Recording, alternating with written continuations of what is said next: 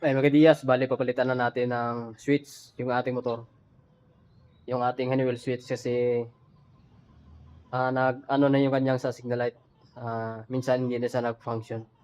So may katagalan na kasi yung ating Honeywell switch kaya palitan natin na pang Honda Click na left switch. Ayan.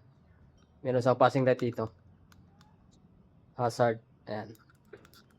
So hindi lang siguro tayo maka-tutorial mga Diyas at susunod ko lang sa tutorial kapag ginawa mo pagkabit nito. Ayan. Bali, tanggalin natin yung luma na Honeywell switch at palitan natin ng pang Honda Click. Ayan.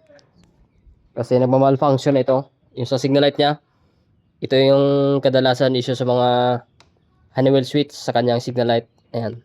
So, bali original ito. Pero nasa 3 years may git na to.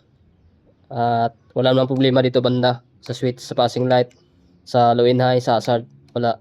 Sa starter, busina. Sa signal light lang. Dito lang yung kadalasan. Ayan. So, hindi lang tayo mag-tutorial kung paano ikabit to. Ayan. Palitan natin. Functional pa ito. Yan. Meron niya passing light. Yan, passing light.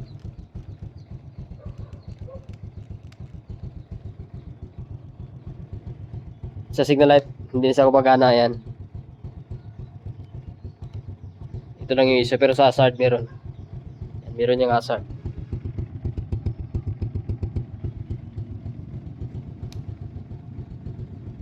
Passing light.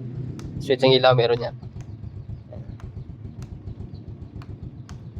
Low high. Ito lang yung issue sa kanyang signal light.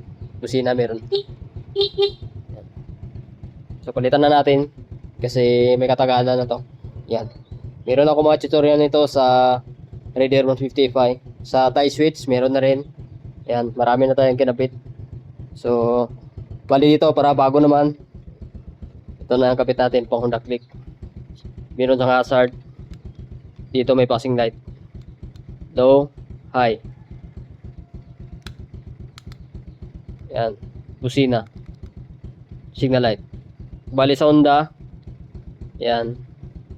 Sa mga Honda Click, hindi yan pwede i-condemn yung kanyang sa ilaw. Itong function niya. Sa busina, yung kulay black at light green. Yan. Sa signal light, orange at light blue. Yung gray yan yung kanyang sa plus relay. Yung blue at white yan yung kanyang sa low and high. White, low, high, blue. Yan. Sa ilaw natin, supply niya, yan si green. So iba kasi sa Honda Click. Yan yung kanyang color coding. So madali lang ito ikabit. I-cut ko lang ito at tugtungan ko lang ng wire kasi maiksi yung kanyang wire. So try natin sa mamaya pag natapos na natin. Ayan, so bali dito mga Diyas, nakat lang natin yung kanyang socket. Yung socket niya. Nakat lang natin to. Dugtungan natin ng wires. Ayan.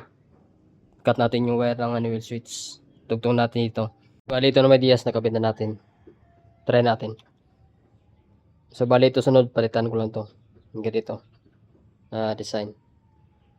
Ito na yung sa on and off ng kanyang ilaw. Sa kanyang low and high.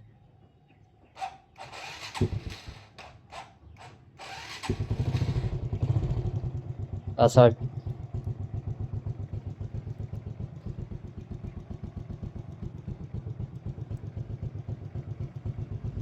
Signal left. Yan. Signal right. Maganda yung signal right yung mga Diyas, mapipitik siya. Yan. Yan.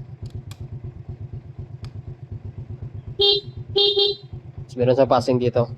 Pero bago sa mag-passing sa kanyang high, dapat on natin yung ilaw. Yan. Low, high. Kanyang passing dito. Yan. Kanyang passing light sa kanyang high. Pero pag naka-off siya, wala siyang passing light. So hindi ko lang siya kinonvert, parang stock lang pa rin siya. Yan. Pag-passing na siya kapag naka-on na yung ilaw. Yan.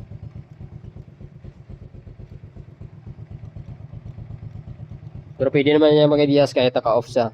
Gawa ng passing. Pero hindi ko lang siya lagyan ng diode. Yan. Stock lang. Yan, hanggang dito lang. Peace out.